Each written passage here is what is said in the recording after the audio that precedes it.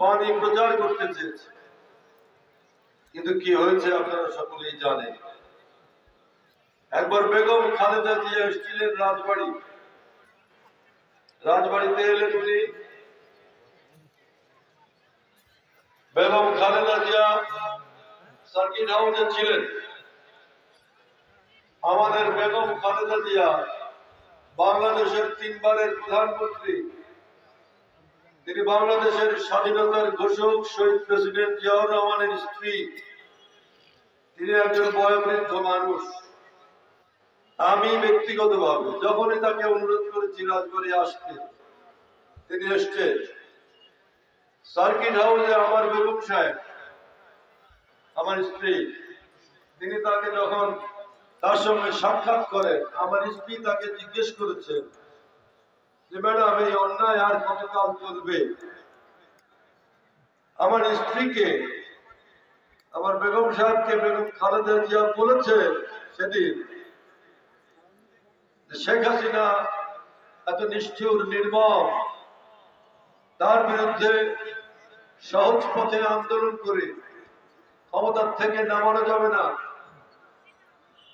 আল্লাহ নিশ্চয়ই এক সময় এর ফয়সালা করবেন। কি বলেছেন? যে আল্লাহ নিশ্চয়ই এর একটা ফয়সালা এক সময় করবেন। আর আল্লাহ তাআলা অন্যায়কারীকে পছন্দ করেন না। আল্লাহ তাআলা অন্যায়কারীকে ধ্বংস করেন। তাই শেখ হাসিনা এখন ধ্বংস হয়েছে নাকি? আল্লাহর ইশারা, শেখ হাসিনা ধ্বংস হয়েছে। আমাদের দায়িত্ব হচ্ছে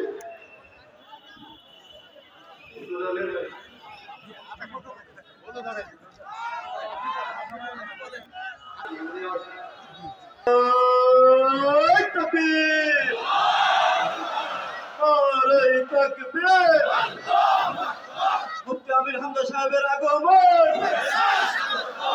শুভেচ্ছার স্বাগত রাজবাড়িবাসীর পক্ষ থেকে।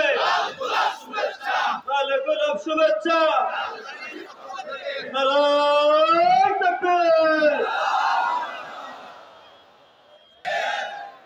আল্লাহর মান দুনিয়ার, আল্লাহর মান দুনিয়ার ভাই। আল্লাহ অত্যাচারীকে পছন্দ করে না, আল্লাহ নির্যাতনকারীকে পছন্দ করেন না। কিন্তু বলেছেন অন্যায় পথে যেও না। যারা অন্যায় পথে যাবে তাদের জন্য ইহকালে পরকালে কঠিন শাস্তির ব্যবস্থা আছে, আছে না? আজকে তাই শেখ হাসিনার পতন হয়েছে। আমি আপনাদেরকে অনুরোধ জানাবো, এই যে শেখ হাসিনার পতন হয়েছে, এখন বাংলাদেশে একটা নির্দলীয় নিরপেক্ষ ভোট হতে হবে। মানুষ যাকে পছন্দ করে, মানুষ তাকে তার প্রতিনিধি নির্বাচন করবে, ঠিক কিনা? আপনারা কি এটা চান? আপনারা চান দেশে মানুষ তার ভোট দিয়ে একজন প্রতিনিধি নির্বাচন করুক?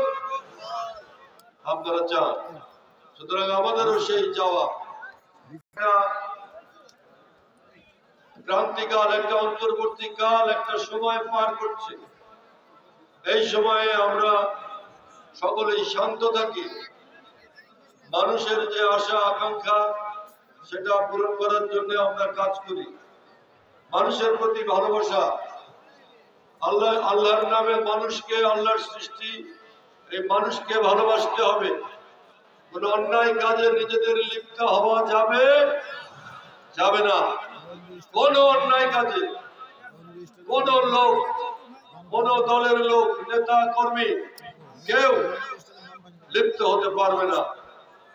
আমাদেরকে অনেক দায়িত্ব সামনে আপনাদের, সেই দায়িত্ব আমাদের পালন করতে হবে, যাতে একটা সুন্দর সমাজ, একটা সুন্দর রাষ্ট্র এখানে কায়েম হয়, মানুষ শান্তি পায়, মানুষ কথা বলতে পারে, হাট বাজারে মানুষ জিনিসপত্র ঠিক দামে কিনতে পারে, হাসপাতালে চিকিৎসা পেতে পারে, মানুষ যাতে একটু স্বস্তিতে থাকতে পারে, আদালতে তার বিচার হয়, আদালতে যে বিচার হয় সেই বিচার যেন মানুষ, আপনার গরিব মানুষ, সাধারণ মানুষ সেই বিচার যেন পায়, আদালত যেন মানুষের হয়, পুলিশ যেন মানুষের হয়, সেই কাজগুলো করার জন্য আমাদের চেষ্টা করতে হবে।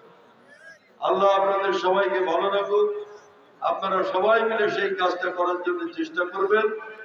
সব জায়গায় আপনারা খবর খেয়াল রাখবেন, যাতে কোথাও কোনো অন্যায় লিপ্ত না হয়, অন্যায় কাজ না হয়।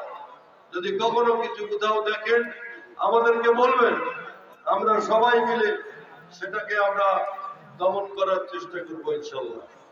আল্লাহ আপনাদের ভালো রাখুক। আপনারা অপেক্ষা করছেন যার জন্য তিনি আসবেন। আমি আপনাদের সবার জন্য আল্লাহ দরবারে দোয়া করি, আল্লাহ আপনাদের ভালো রাখুক, আপনারা ভালো থাকুন। আসসালামু আলাইকুম ওয়া রাহমাতুল্লাহ। আলহামদুলিল্লাহ, আমাদের সাবেক